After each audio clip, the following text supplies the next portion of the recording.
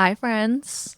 Welcome to Unmasked. Whether you are a returner or new, grateful you are here tuning in. We will start with a bit of a grounding exercise before I introduce our guest today. So just take a minute to pause. Give yourself the space to be present. If that means closing your eyes, lowering your gaze, do whatever serves you and just breathe. Take this moment and just send some appreciation to your body, your heart, yourself. And then we'll make a start when you're ready. Lovely Onima. Hey, Welcome, welcome. Thank you for being here. I'm so excited to be here and be part of this. Everyone I told that you were coming on the show, they were like, oh, incredible. She's going to be great. I was like, I know. Wow, okay. Yes. Onima, everyone is a fan of you. That's so nice. I always start by jumping into how you would describe yourself outside of what you're studying, what your work might be, who your parents are. So, will you tell us the 3 words you chose and expand on them as much as you'd like? Yeah, I think I told you before we got in the studio that the first thing that came to mind when I saw that prompt was a quote that I live by, which is, when you define yourself, you limit yourself. And so by coming up with 3 words, I struggled because I didn't want to define myself. I like feeling open to whatever energy I'm drawn to embody or maybe even need to embody to achieve my dreams or finish a task. So I struggled a little, but Apologies. but I did come up with the 3 words of the moment. The first was curious. I do think that word extends beyond just the present moment. It's something that I've related to really my whole life. Just being curious about learning more than the superficial fact or 3 words about anything. I'm always diving deep, pulling out my phone during conversations saying, wait, is that true? Let's look into that. I have follow-up questions. So I've always been very curious. The second word is orderly. For me, that word really embodies just how organized I am about everything and how I feel very passionate about taking a lot of these very ethereal concepts that we learn as being part of SMBI, Spiritual Mind Body Institute, and grounding them into very practical and straightforward and simple concepts. So I find I rely on my orderliness to do that. So orderly. And then the last word, not to be taken the wrong way, is sensual, which actually just means satisfying to the senses. And so I derive a lot of pleasure from things that are satisfying to the senses, whether that is coming to your living room, Rachel, and seeing a cohesive color palette, or listening to a musician in the subway who is just excellent at the saxophone, right? Not just playing to get money, but really talented at what he is doing. And, or just appreciating like a beautiful flower. So I really felt that sensual really embodied that. Hearing you take appreciation for a flower reminds me of a moment I had a couple years ago where I was living on autopilot and just in a place of head down, unaware of my body moving through space. And one day I smelled a flower. And I was like, oh my gosh. Yeah. I haven't smelled a flower in so long. And from then on, my goal has been to be so aware of my surroundings and to take note of those things that matter. Yeah, there's so much in a flower. There's so much beauty. There's so much that it can offer you that so many people just don't take the time to stop and smell the flowers. Your word orderly surprised me. How do you deal with disorder in your life? Oh man, I can't handle it. I can't deal. I mean, even in my house, like right now, I've been on campus all day and my boyfriend's at home. And when I go home, I'm going to have to spend at least 5 minutes putting everything back in order until I can really like drop my shoulders and be home. So, it might be a little on the OCD side. It's quite like I cannot relax without having things in order. So it's for my peace of mind. But that then extends to I feel an empathy for others when they come across these spiritual concepts that are not given in a very orderly fashion. I can empathize with kind of being lost in the sauce because I can so easily get lost in the sauce. So that's why I feel really passionate about grounding these concepts in order because it helps me make sense of them and have peace with them. And I hope others will feel that as well. Is there a difference between internal disorder and external disorder for you? So you just spoke of your environment. Yeah. When it's disorderly, you're like, okay, gotta fix this. Yeah. Is that the same when you sense internal disorder? Yeah. Okay. For sure. I would say it's both internal and external, a feeling of discomfort. So internally, that can look like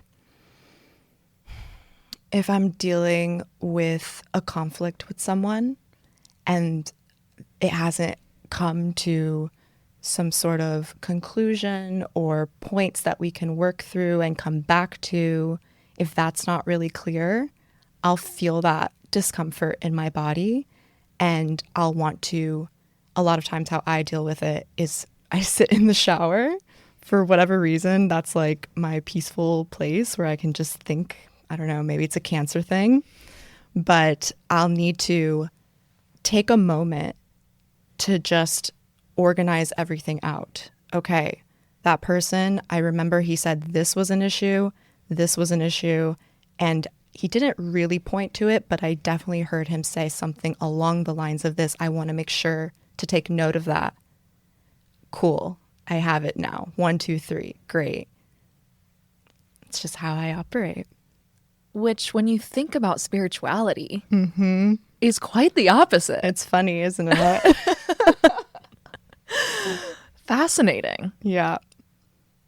Yeah. And you make me think of myself when I was younger. I loved math. Obsessed.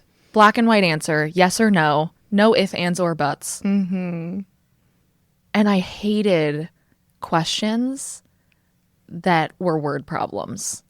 Like going into something around that felt less tangible Yeah. was really hard for me. Yeah. Then fast forward, here we are in this spirituality program. We have philosophical conversations that there's no black and white. It's a lot of gray area. A lot of gray. A lot of gray. I find that my making order of the gray is just creating a space to hold it. Because without having some sort of structure to hold that, what might seem like chaos, that's what I can't deal with. If I have some sort of scaffolding to navigate this with, that's where I find order. So it's a way to allow the gray. I'm not trying to make it black and white, by any means. I mean, you're going to lose it if you do that. Not lose it crazy wise, but like you're going to lose what is so potent about all of this philosophy that we're learning. But at least to have some sort of structure where I can sit with it and practice it. That's the order part to me. I'd love to go back to something you referenced at the beginning, which was how challenging it was for you to choose 3 words because you don't like to define yourself. Yeah. Will you tell us more about where that comes from? Has that always been the case? I think I just heard that quote pretty early on in my spiritual journey, and I was like, wow, isn't that just true? And that quote, I think, is such a great way of exemplifying what I speak about when I say, what is a structure to hold the gray? So that quote is my structure. When you define yourself, you limit yourself. That is one sentence that I can live by that brings awareness to how I live my life. Okay, in this moment, I'm deciding to be creative, and I'm going to be creative right now. And I've picked something, right? I've gone from gray to black. I'm being creative right now. But at any moment, I can remind myself to define yourself is to limit yourself and step back from that and enter the gray again. Okay, that was great that I was creative in that moment. That doesn't make me a so-called creative person. I can still be studious. I can still be maybe aloof if I feel that that's what I want to do after all of this creative effort. I have the freedom to be in the gray. I feel like I could end this podcast now. Bars, we're done. That encapsulated so much of the point I'd hope to get across. Yeah. In terms of identity and how we confine ourselves Right. in life to roles that we pick up and the way we speak about who we are. Mm-hmm. That's one thing. Language feels really important. Yeah. For example, when I was younger, I remember I was a terrible reader. Mm-hmm. I was failing reading comprehension in elementary school. And I would always say, I am not a reader. And then one day, I was like, I can be a reader. Yeah. And it was simply the language shift. Mm-hmm. Not that I am a reader or I am not a reader. Yeah. I read. Yeah. I'm grateful I know how to read. Exactly. And I can do it. Yeah. Is there any label that you have carried with you in life prior to being so wise around identity that either held you back or moved you forward? I do remember around the time I was in college, even before, I mean, this is a label I've had since I was young, which is being smart, the smart one.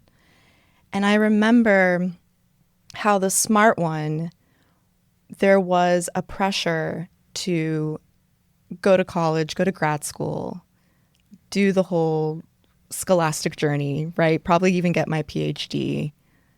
There was an expectation. And bless my parents, it didn't come from them. They were very supportive of whatever I decided to do.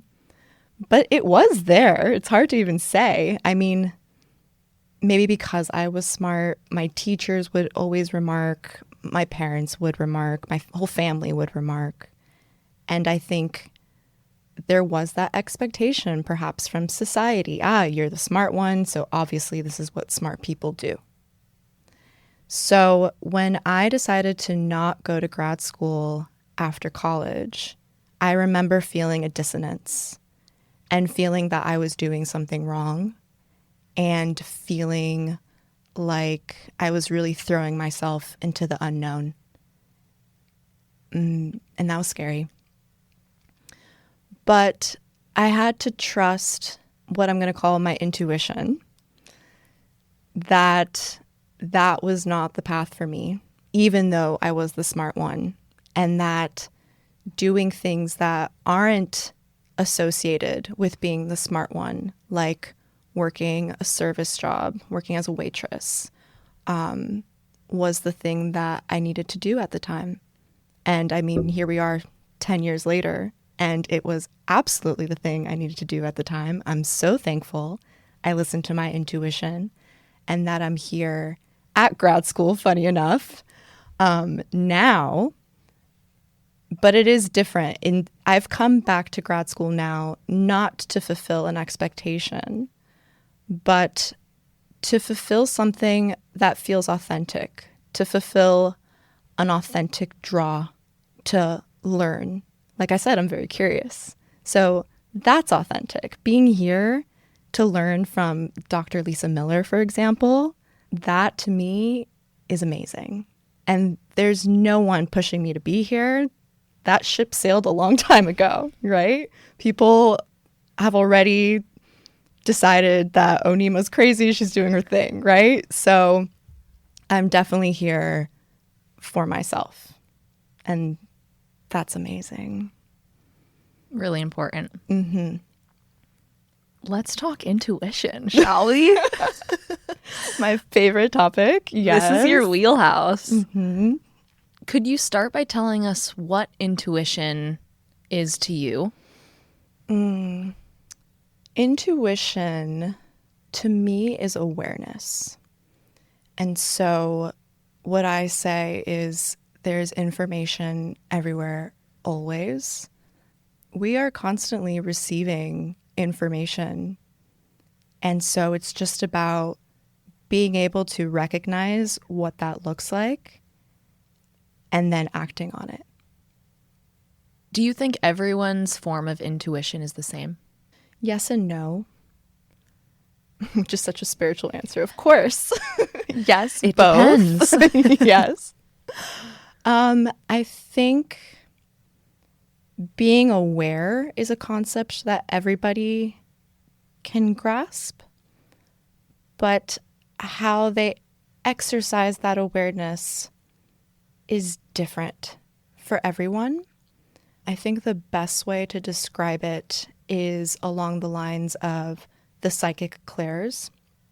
So, have you heard of this, or at least for the audience? No. There are 5 clairs, is what they call them. In other words, 5 ways of sensing. And so we're very familiar with sensing with our 5 senses: eyes, nose, mouth, ears. But there is a 6th sense, what people understand as well as intuition, the 6th sense, to be able to pick up on information that is beyond the 5 senses. I'm here to say the 5 senses are also a way to get information, but there's the 6th sense that you can cultivate. And so there are sort of 5 flavors of that, the 5 clairs. So you have claircognizant, which is just when you know something just drops into your mind. You have clairsentient, which is what I am, which is when I sense something, and my challenge is putting words to a sensation. Another one is clairaudience, when you hear something. Some people just hear words whispered in their ears. Be careful, doctor, right? Let's see. Cognizant, sentience, audience. And then there's some that are also more rare, but still possible. I don't know what they're called, but it involves the nose and tasting. And so everybody has a stronger inclination towards one of these 5. So that's where it can get a little different, where I can teach you clairsentience and everyone's able to do it, but you might be stronger in claircognizance. And you cultivating that is going to serve you greater than you cultivating mine, which is clairsentience. So knowledgeable. I'm going to look into this. Yeah. Got to figure out what mine is. Have you always been intuitive yourself? No. Hell no. That's what drives me to figure it out. I mean, figure it out is a strong goal. But what really inspired me to learn about intuition was because I couldn't feel it. because when I was young, my parents were part of this spiritual healing group, and they would tell me things like, listen to your intuition. Your intuition will point the way. Follow your heart. And I was like, that is not helping. My intuition is not helping me with this issue, with this choice. I don't get it. How do I find it? This voice right now telling me not to do this thing, is that fear? Is that intuition? What's up? And so it was in that frustration that I started walking down this path of trying to really understand it and, more importantly, embody it and practice it. So yeah, I was not intuitive in the beginning. I know this is a huge part of what you're working on in grad school right now with workshops related to intuition, among many other things that I am excited to learn about one day. You clearly are well equipped with channeling your own intuition. What are tools that work for you to tap into that voice or sensation? Okay, I have a few. Please. A few come to mind. One that I think has become more mainstream and that people have a lot of fun with is synchronicities. So that can look like angel numbers or animals coming to you with messages. I've gotten really clear with the universe, and I told them, I said, if you're going to send me numbers, here is my graph. This is what 1 means, 2 means, 3 means. I will be referring to this graph for information. So if you want to send me messages, this is what I'll be looking at. And that has worked really well, I find, when you can, again, create structure to this kind of wacky world. So yeah, synchronicities is an interesting way to play with receiving information from whatever you want to call that, greater power, force, energy. Which we have to be aware of and listening to. Yeah, totally. You probably won't even notice it if you don't have some kind of belief that you're being talked to. Because you might say, oh, wow, I just saw something that really made me double take, something that has significance, but I'm making that up. That's a coincidence. That means nothing. It's because we have some sort of belief that we hold that symbol with us to mean something. And then how is that relevant to our life and looking at it in that way? Another tool that comes to mind are oracle cards. So that was really the way that I cultivated my clairsentience. When you read oracle cards compared to tarot, tarot has a very specific meaning for each card. And so anyone can pick up a tarot deck with a booklet, put some cards out, look at the booklet, and card A is going to mean this, B will mean this, C will mean this. With oracle cards, it's much more open to interpretation, and they are just symbols that will communicate something to you if you're open to it. So I can pull the same oracle card 5 days in a row, but I might be attracted to different symbols in that card every day. And those symbols will convey a different message. So when you start to cultivate being drawn to the symbols and not thinking, again, you have to put the doubt aside. I'm drawn to the fire, okay, because the fire is the thing in the middle of this card. No, today you're drawn to the fire. What is that? What is the fire telling you? How does the fire relate to your life right now? The more you do it, the more you strengthen, you create like a trust muscle, because you start to see, okay, this card yesterday meant this, but today I'm really drawn to the bird that I didn't even see yesterday that's in the corner. What's that about? What's this bird trying to tell me? Right? And I've read cards for countless people at this point. And so I really started to recognize, wow, I only have 88 cards, but I see that people have taken different messages and meanings from the same card. What is that? That just goes to show, okay, there's something pulling me to that imagery. What is that sense? Where does it live in my body? And just starting to recognize that. So those were the two sort of tools that I learned about at the beginning that were really helpful. Another one I remember you actually leading me through, which I think could be really helpful to people who aren't as spiritual. Totally. I know what you're going to say. We were at a birthday brunch for a friend. Mm-hmm. Classic me, no idea what I want to eat. Like, just stressing about what to choose. And I was like, man, do I get the breakfast burrito or the pancakes? And Onima was like, okay, this is what we're going to do. Close your eyes. Mm-hmm. And I'm going to describe each to you. And she goes in depth describing the flavor, the smells of each decision. Yeah. Each breakfast option. The salsa and the burrito. Or do you want the fluffy eggs? Exactly. And as soon as we finished, I was like, all right, it's the burrito. Game over. Yeah. I don't think you needed to finish it. Yeah. But we're laughing. It's a really simple way of taking a second to listen Yeah. and turn inward in simple moments. Yeah. Choosing a place to eat, choosing what to have on the menu, going to this coffee shop versus this one, and being like, what do I want? Yeah. And the answer is often clear when you listen. Yeah. And more than that, when you take that moment to listen, similar to the cards, you're going to recognize being drawn to something. Why were you drawn to the burrito that day? Right? That's like such a specific sensation. It wasn't a very logical, like, well, I like burritos, or burritos are more healthy, so I'm going to pick them. It was like, I just want that burrito.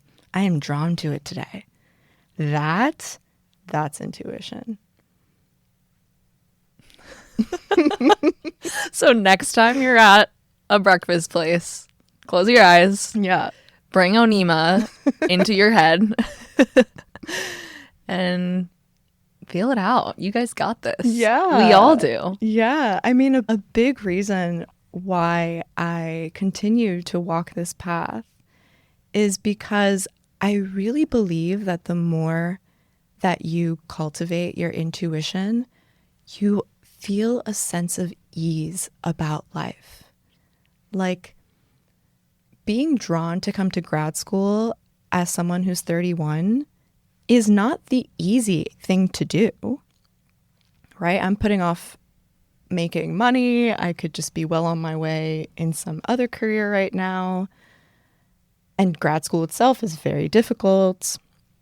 It's not about the easy option.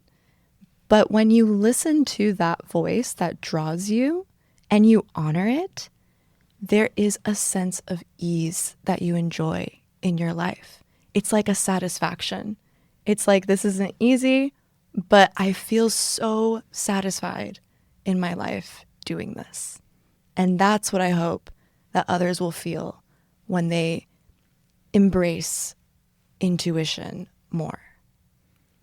It also builds self-trust. Yeah, totally. That's something I'm noticing a lot right now with AI, is that people are so quick to ask AI for a second opinion instead of trusting themselves.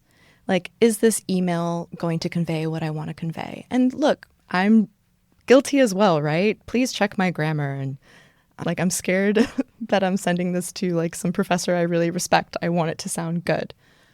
But you are relinquishing your internal compass to say, you know what, this sounds right. This is good. My voice is clear here. You're just doing whatever AI says. Okay, AI rewrote it. I'm just going to copy and paste without a second thought. People, I just think if people aren't careful, they're going to start losing their what I'm going to call inner authority, which is in line with their intuition. So true.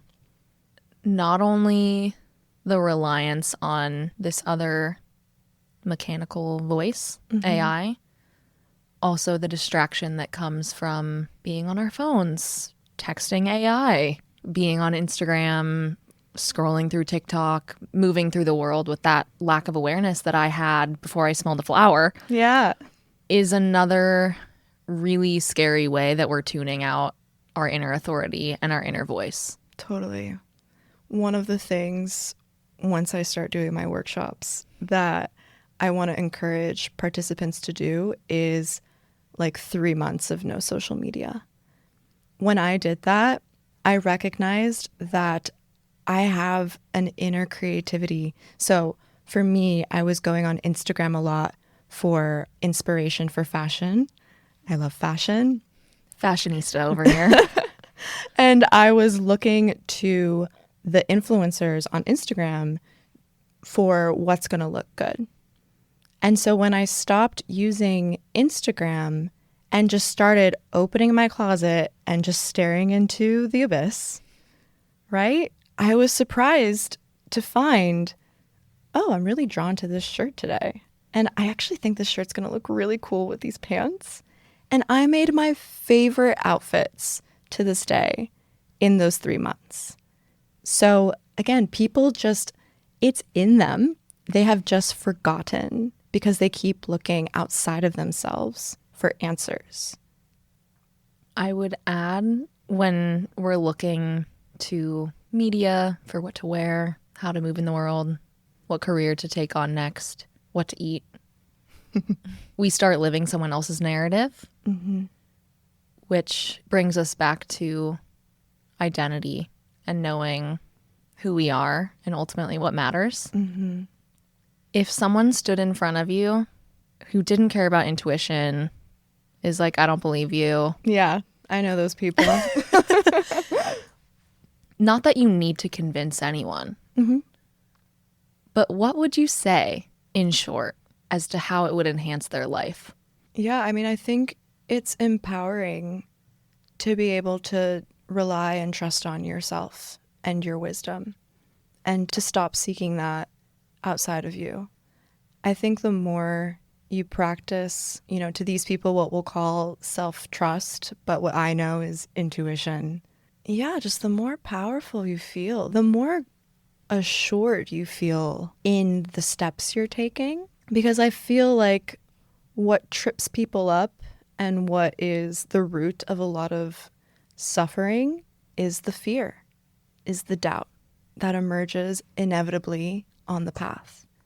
And so if they can have that self-trust, man, you start feeling that fear and doubt, let me tell you, less and less. And like I said, it's powerful, but for me, it really translates as ease and peace. And who doesn't want that? I do. What scares you the most about being on this path?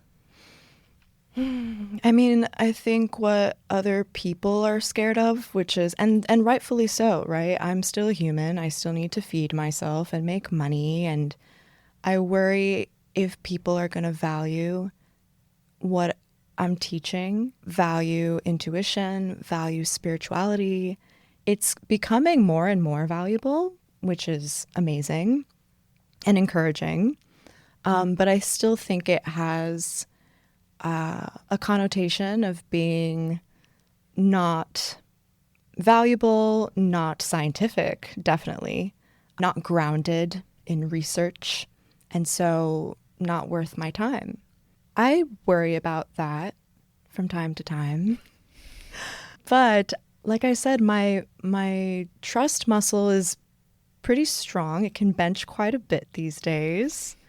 So I have just really seen to believe that if I can just continue to follow what I'm drawn to, it's gonna lead me somewhere where, like, it's not gonna be easy, but I'm going to feel fulfilled. And that to me is like, you can't put a price on that. Incredible. You've mentioned fashion a couple times too, which as we wrap up, how do you think fashion ties into who you are? Why do you like it? I think fashion is just creative expression. Like I said, I think I'm a sensual person. So I just really get pleasure out of the details. And that goes as far as even people who I might not share that style, but I still appreciate their creative expression. I just love that fashion is a tool to do that. You're in a melting pot for fashion. New York.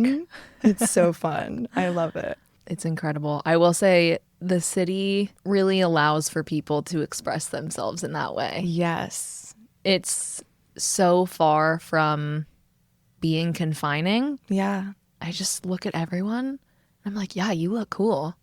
And they're wearing the most exotic thing that I could never dream of.